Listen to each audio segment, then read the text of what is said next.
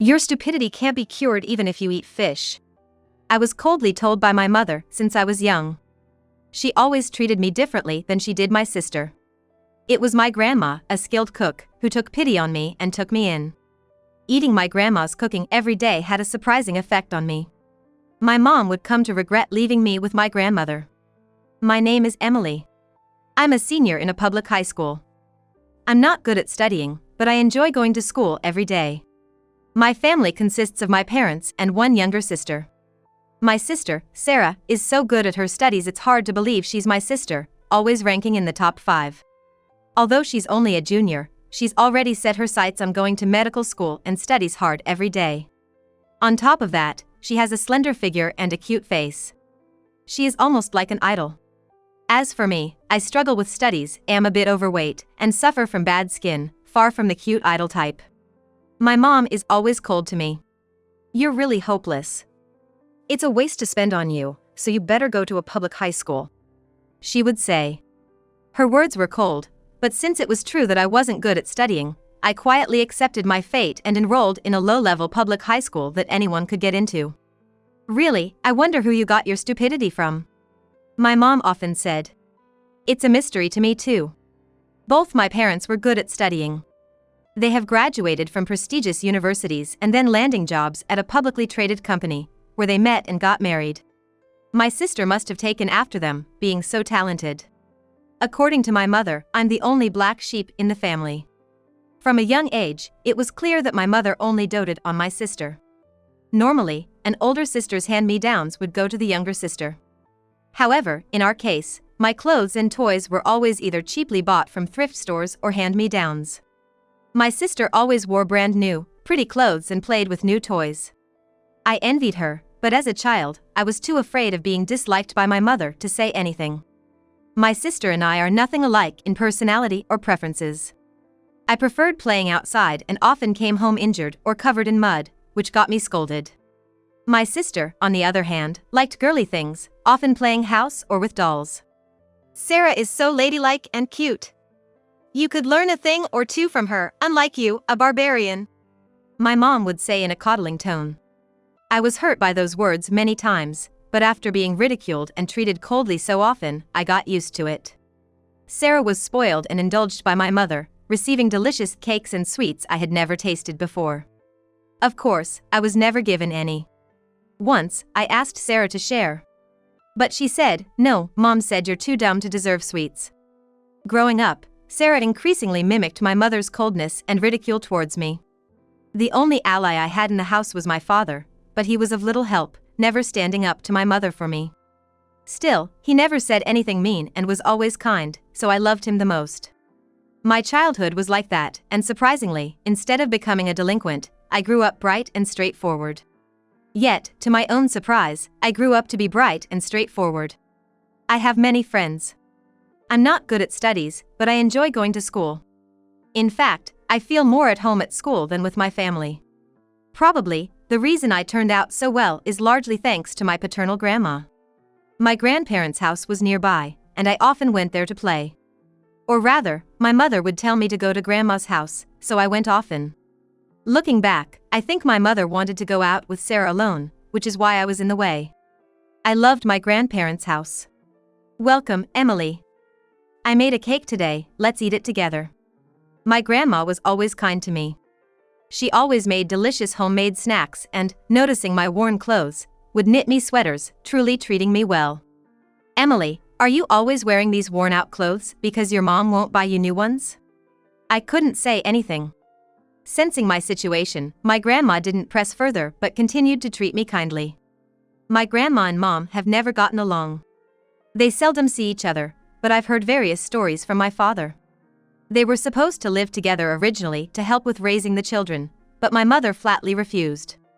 We were supposed to live together, but my daughter-in-law refused.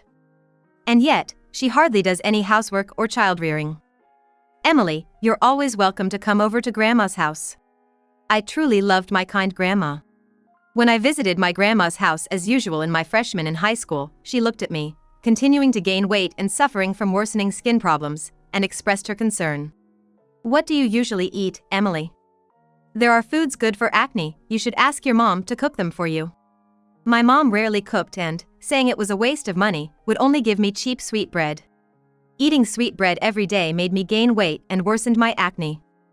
I knew it wasn't good for me, but I was hungry, and I'd get scolded for eating anything else from the fridge. My lifestyle was like that. Meanwhile, Sarah, perhaps due to her metabolism, was thin and had clear skin. My mom seemed to care about Sarah's health, giving her nice salads and side dishes from department stores. It saddened me that even our meals were differentiated, and during family meals, I would stuff my mouth with sweetbread without much chewing and quickly retreat to my room. When I entered high school and faced my first autumn, my grandma unusually came to our house. We got a lot of salmon from relatives. Since we can't finish it all, I brought some over. Salmon is good for the body, and I wanted you two growing kids to have some, she said, bringing fresh salmon. However, my mother responded with annoyance. Mother-in-law, this is troubling. My kids don't eat fish. It'll just go to waste if you bring so much. I don't dislike fish. It's just that we never had grilled fish at home because my mom doesn't cook. Oh, don't like fish, huh? Fish is good for both the body and the brain, Grandma said, looking disappointed. I couldn't stand seeing my beloved grandmother disappointed, so I blurted out. I like fish. I want to eat it, I said. At that moment, I could feel my mother's sharp glare. Silly girl. Your stupidity won't be cured by eating fish. Don't say unnecessary things and go study. You're the only failure in this house. Whose stupidity did you inherit, I wonder? My mom ranted. Hearing this, my grandma angrily said, Madison, have you always treated Emily like this? It's none of your business. It's because of this child's failures that I'm suffering. She truly is a failure. I think she might even have a developmental disorder or something. I was used to my mother's sarcasm and didn't think it would hurt me, but being called developmentally disabled was truly saddening. My grandma became even angrier. How can you say it's none of my business? She's my dear granddaughter. How can you, her mother, insult and treat her so coldly? Stop lecturing me. I didn't choose to become this child's mother. My grandmother, trembling with rage, had reached her limit. Enough. I'm appalled. You have no right to be a mother. Emily cannot stay in a place like this. Emily, you'll live with me from now on. Following this argument between my grandma and mom, I moved to live with my grandma. I went straight to my grandma's house, and my dad brought my belongings later. He apologized while patting my head with a sad look. I'm sorry this happened. I didn't want to make you sad. I liked my dad, the only ally in my family, so I didn't blame him, but he seemed sorry. Given my mom's temperament, if my dad had tried to intervene, she would have taken it out on me. I thought it was fate that it ended up like this. Your dad is kind, but he's a bit timid. He loves you a lot, Emily. Even today, he was crying, asking me to take good care of you. That wife of his is strong-willed, selfish, and self-centered. Really, I wonder why he ever married her. I listened silently, unable to respond. And so began my life with my grandmother. Grandma wakes up early. She woke up at 5 a.m. every day to prepare breakfast for me and Grandpa. I was amazed at the breakfast she prepared. Grandma, this is amazing. Such a feast first thing in the morning. It must have been a lot of work. Thank you. Grandma's meals always included a soup and 3 side dishes, even for breakfast. Breakfast also had a wide variety. That morning's breakfast included a vegetable-rich soup made with chicken stock and eggs, freshly baked bread, ham, and a nut salad. I was worried at first if I could eat all of it, but it was so delicious that my appetite kept growing, and I ended up eating everything. Grandma, this is amazing. Everything is so delicious. I've never eaten anything this good before. As I was moved by the delicious breakfast, Grandma looked puzzled. Are you that surprised? I thought this was normal. What did you usually eat at home? I usually didn't eat breakfast. Nothing was prepared. On days I wanted to eat, I'd just toast some bread. Mostly, I just ate sweet bread. Hearing this, Grandma sighed, that mother of yours. Breakfast is very important, especially for someone growing like you. Here, eat up well and go to school with energy, she said, serving more ham and eggs onto my plate. Grandma also prepared a lunchbox for me every school day. I was moved by this lunchbox too. It was packed with homemade sides, colorful and luxurious, and my friends would say, "That looks delicious."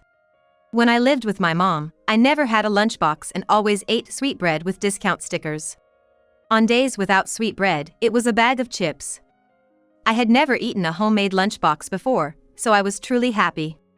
Dinner at Grandma's was, of course, delicious too. We had brown rice or multigrain rice, meat and soup full of ingredients. And although fish was often served, there were meat dishes occasionally as well, offering a wide variety of meals. Living with Grandma, I got to try many new foods for the first time, like quinoa and kale. "Grandma, you're really good at cooking. It's fun to try new things." Grandma laughed, seeing how moved I was at every meal. "This is normal cooking. It's just that woman who doesn't do anything. I wonder what they're eating at their house now," Grandma said, worried about my dad and sister. Living with my grandparents, I feel more vibrant than before.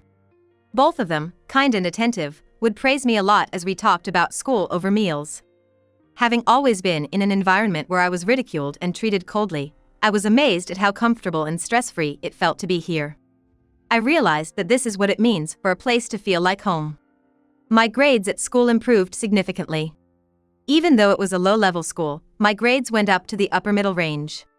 I was so happy that I immediately reported it to Grandma. "Grandma, my grades improved a lot. Maybe I've gotten smarter?" "Oh, that's wonderful. All the effort I put into cooking brain-healthy food was worth it." Grandma was very pleased and celebrated by cooking red rice and grilling a whole sea bream for dinner. I asked while having a second serving of red rice, "What did you mean by brain-healthy food earlier?" "Well, I'm not an expert, but foods like bluefish, nuts, spinach, avocado, and so on are said to be good for the brain. I just made sure to prepare a balanced diet with those ingredients." Indeed, Grandma's cooking included a balanced use of those ingredients. "Grandma, you were worried about me being dumb and cooked for me?" No, your grandpa and I are old, you know. We've been cooking like this to prevent dementia. It really paid off seeing your grades improve. Both Grandma and Grandpa are over 70 but are very sharp and energetic. Food is really important. What you eat makes up your body. Just eating a balanced diet of seasonal foods can keep you healthy and energetic every day. Since living with my grandparents, I've felt better overall. I wake up feeling refreshed and am always energetic. My acne has improved, and though I wondered why, it might have been thanks to Grandma's cooking. Reflecting on it, I realize how terrible my diet was when living with my mother. "What kind of food did your mom make every day?" "She didn't cook at all. Mostly, I ate sweet bread, and my dad and sister had ready meals or deli food from department stores. Sometimes it was just instant chicken noodles. That wife, having 2 growing children and feeding them like that is terrible." Grandma sighed in disbelief. Later on, I decided to go home for the first time in a while to show my report card. I hesitated a lot, but the thought that my mom might praise me made me want to go and show it to her. It had been half a year since I saw my mother and sister. "Huh? Emily, haven't you become cuter?" Sarah was surprised as soon as she saw me. "Hey, why? Did you do something?" Sarah, being a girl of her age. It seemed she was sensitive about looking cute. Indeed, I felt I had become somewhat cuter. Since living with my grandmother, I had lost weight, and my once chubby body was now of average build. My face, once covered in acne, was now clear. Even my hairstyle had changed, having gone to a salon with my grandmother. A stark contrast to when my mother used to randomly snip at it with scissors, deeming salon visits a waste of money. While we were talking, my mother appeared.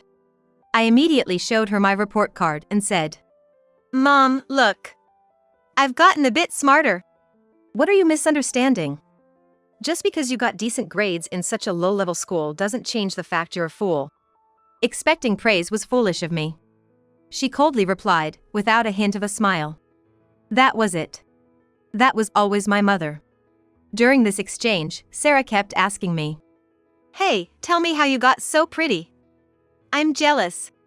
Sarah was naturally beautiful, but as a girl her age, she was curious about the secret behind her sister's transformation. It was a pleasant change to be spoken to like this by my sister, something that had never happened when we lived together, but my mother didn't seem pleased. "How long are you planning to stay?" "Sarah has important exams coming up, and we can't have stupidity rubbing off on her." "Get out," she said, pushing the report card back at me. There was no need for her to say it like that. I cried on my way back. Hoping for praise, my expectations were completely dashed, and I was coldly turned away.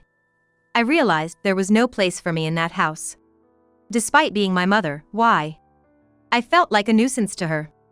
That idea made the tears flow more. Crying, I returned to my grandparents' house, where my grandmother saw me, looked sad, and hugged me. "Oh, what a thing to happen." I cried loudly in her arms. After calming down a bit, Grandma spoke to me.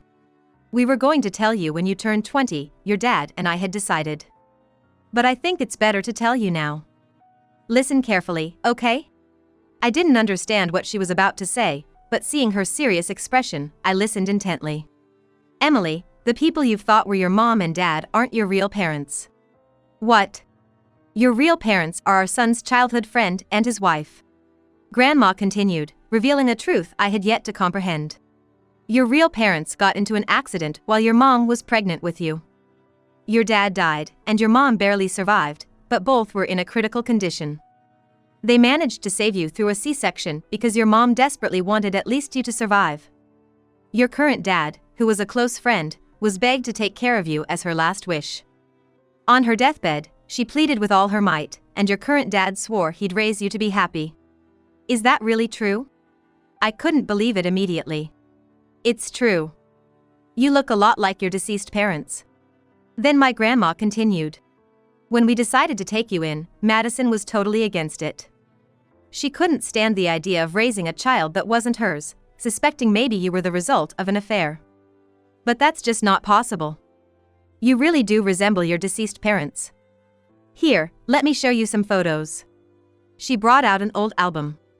There were photos of my dad when he was a child, alongside his childhood friend. They might have been high schoolers, too young to tell for sure, but I thought they somehow resembled me. "These are your real mom and dad. If your dad has any more recent photos, you should ask him to see them. In the end, he insisted on adopting you, but I think Madison has never really accepted it." Hearing this, I somewhat understood. My mom's attitude towards me was probably because I wasn't her real child and felt like I was forced upon her. The sudden revelation stirred a mix of emotions in me, feelings I couldn't quite understand. Your real mom and dad were really looking forward to your birth. They had even decided on your name before you were born. Emily was the name your real parents gave you. You were born out of pure love. Tears wouldn't stop. I've always felt so out of place. I thought it would have been better if I hadn't been born. I'm so sorry, Emily. I'm truly sorry for all the pain you felt. You were a wanted child. Even though your real parents are no longer here, to me, and to us, you're a precious, dearly loved granddaughter. My grandmother hugged me tightly as she cried with me. I had spent my life trying to be liked and praised by my mother, always watching her moods. Realizing I didn't have to do that anymore lightened my heart a little. The next day, my dad came over. I'm sorry for keeping this a secret. Dad bowed to me and then showed me photos of my parents on his smartphone. There was my dad, tall and intelligent looking, and my mom, with a gentle smile and beautiful. Dad, can you send those to my phone? Of course. He shared many memories of my real parents. I'm sorry, Emily. I promised to make you happy when I adopted you, but I let you go through so much pain. I'm sorry for being such a father. Dad apologized, truly looking remorseful. After that, I continued living with my grandmother. Graduating from high school without pursuing further studies and instead getting a job at a local video editing company. My sister successfully got into her first choice medical school. Apparently, as my dad told me, after I showed my report card that one time, my sister's attitude towards our mom changed. She probably realized that mom's behavior and neglect were not normal. My mom, deeply affected by my sister's coldness towards her, became withdrawn. Sarah might find it tough being with mom like that. You should bring her over for dinner sometime. My grandmother suggested, so my dad and sister came over for dinner. 4 days later, they visited. Congrats on getting into med school, Sarah. Thanks. Wow, sis, you look even prettier? Our conversation was more lively than when we lived together. Well, I guess. Actually, losing weight, clearing up my skin, and even becoming smarter, it's all thanks to Grandma's cooking. Really? How come? Seeing the dinner Grandma prepared, Sarah seemed to understand. Grandma's amazing. Omega-3 fatty acids from fish, antioxidants from fruits and vegetables, vitamins, and minerals from whole grains. Perfect. No wonder your skin's better and you're smarter. Just like a med student to say that. Isn't it great? We laughed together. Unlike before, when Sarah was influenced by our mom to treat me poorly, now she could talk to me normally, without any influence. I was so happy to be able to laugh and talk with my sister like this. As we were enjoying dinner, the doorbell rang. When Grandma opened the door, Mom burst in with great force, exclaiming, "What are you all doing?" "Well, we're having dinner." "Why are you eating here? I'm all alone at home." Mom raised her voice. "You didn't come out even when we called you, so we left a note on the table, didn't we?" "What? Just because I'm sick and can't cook, you're doing this to spite me? Are all of you being mean to me on purpose?" "Mom, you've never cooked before. And who's really being mean here?" Sarah said coldly. Mom didn't respond to that but glared at me and said, "Emily, ever since you came to this house, everything's gone wrong. Everything's been messed up. My dear Sarah, who used to be so sweet, now talks back to me. And it's all thanks to my hard work that her exams went well, yet why does she treat me so coldly without any gratitude? Emily, it's all your fault." Sarah was just growing up and realizing how abnormal Mom's behavior was. "Mom, it's not Emily's fault. You've always been mean to her and treated only me specially, which I hated. Even when I was working hard on my studies, you never made a single delicious meal, so when you say you've raised me with hard work, it doesn't really resonate with me." Sarah continued eating Grandma's delicious food. "Maybe you should try studying a bit after eating Grandma's cooking? It's really delicious. If I could eat meals like this every day, maybe I'd be able to study better too." "Sarah, why would you say such a terrible thing?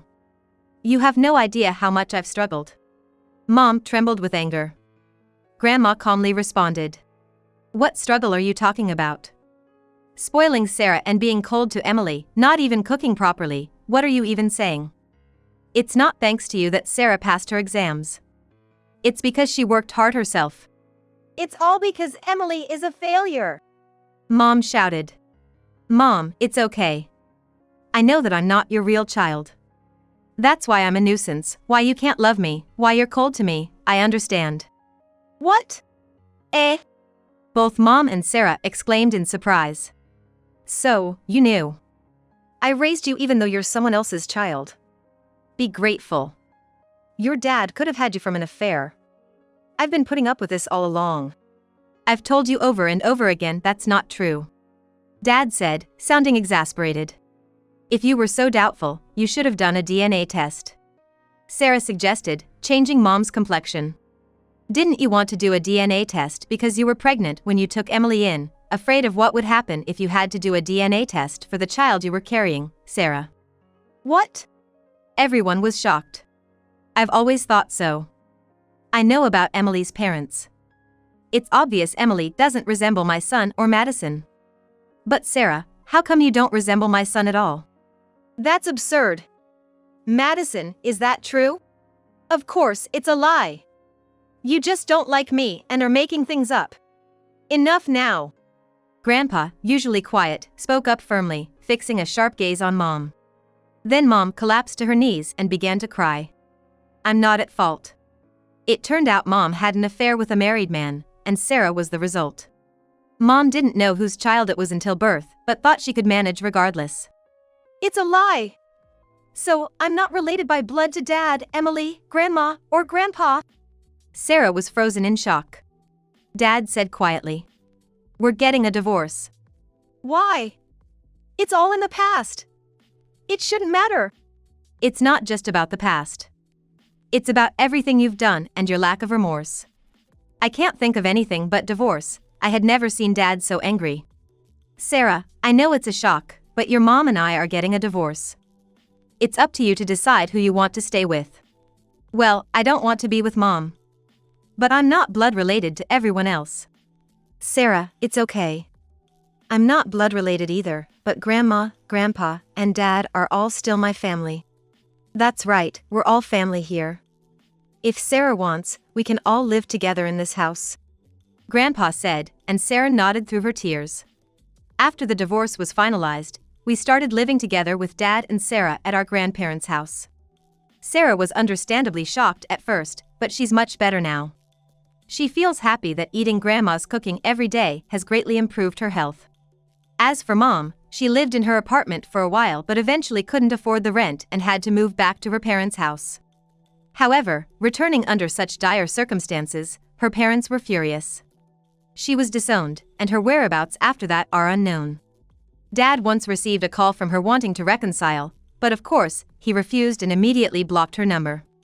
As for me, when I mentioned Grandma's cooking to a colleague at work, they became very interested, leading to us broadcasting the recipes through videos. The series featuring my youthful grandmother's recipes, presented by a young woman, quickly became a sensation, especially when my young and model-like sister joined the show. Although Sarah eventually graduated from video streaming to become an internist at a university hospital, she continues to live a healthy and active life. I married my colleague from work, and we're expecting our first child soon.